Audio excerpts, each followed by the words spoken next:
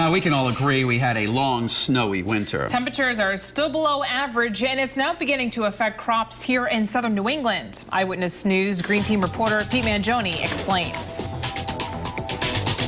The long and cold winter and early spring has put some crops and plants on a delayed schedule.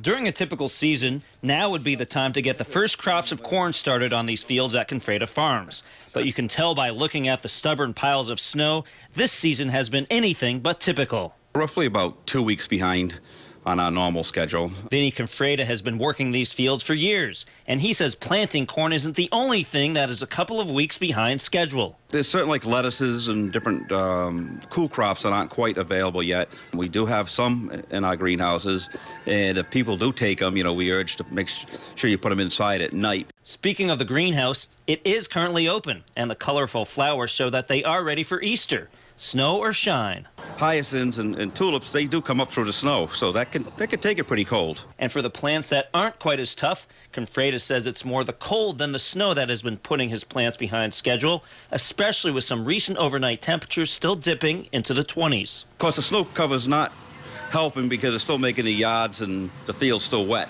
because it's still melting and draining. And for those who still have snow on their yards, they are hoping for more melting, so there is somewhere to put all of these eggs. And after also being delayed a week, the Easter egg hunt here at Confreda Farms, along with the Easter Bunny, will be here from 12 to 2 on Saturday. I'm meteorologist Pete Mangione, Eyewitness News.